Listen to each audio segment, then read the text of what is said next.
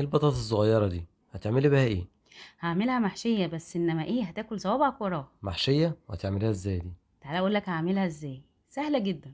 اهم حاجة واحنا بنشتري نجيب بطاطس صغيرة كده، وبعدين هقشرها، وهجيب طبق فيه شوية مية، وهبدأ اقورها من فوق كده. تمام. والتقوير اللي هيطلع ده هحطه في المية. هتعملي بيه ايه يعني مش التقوير ده؟ هنرميه، هنستخدمه. هنستخدمه، تمام. اه.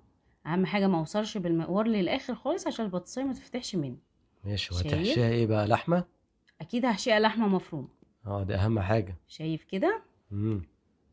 هروح بقى على الزيت وهقليها. يا جماله.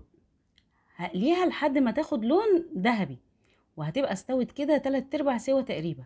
جميل. هطلعها وهنزل بقى التقوير الصغير اللي طلع من البطاطس. ده هتقليه هو كمان؟ ايوه. مفيش حاجة بتترمي عندك؟ لا ارمي ايه، حرام علينا. معلقه سمنه، ونزلت ببصلايه كبيره، واول ما دبلت كده نزلت بربع كيلو لحمه مفرومه. تمام. ربع كيلو. ربع كيلو لحمه مفرومه هيعمل لنا كميه قد ايه بقى؟ كيلو وربع من البطاطس. كيلو وربع.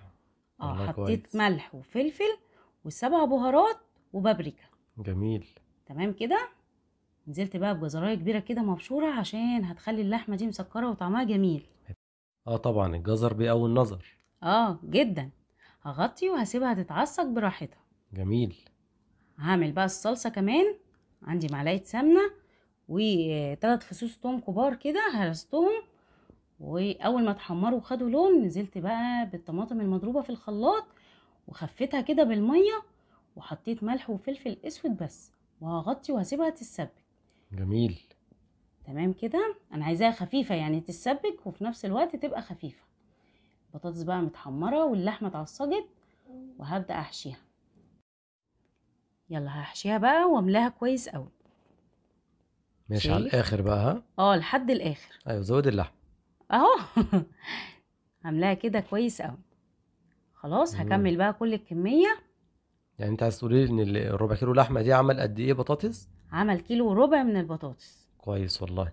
انا شايفاها حلوه واقتصاديه، يعني ما بقتش في حاجه اقتصاديه، بس تعمل كميه حلوه لاسره كبيره. والواضح كده انها تطلع تحفه. حكايه. بص بقى، شويه البطاطس اللي تحت دول بيبقوا طعمهم تحفه. انا قطعت بصلايه صغيره قوي حلقات كده، وحطيت عليهم شويه ملح وفلفل، وهبدا اقلبهم كده في شويه البطاطس اللي تحت دول. ودول بقى بالنسبه لي اهم من البطاطس المحشيه نفسها. امم. طبعا. حطيت عليهم معلقتين من الصلصه كده، وشويه اللحمه كمان اللي فاضوا دول. كمان. تخيل فاض لحمه. يعني مش ربع توفير كيلو فاض التوفير منه؟ ده ولا ايه؟ بص بقى، وهبدا ارص بقى البطاطس بتاعتي كلها كده جنب بعضها. امم.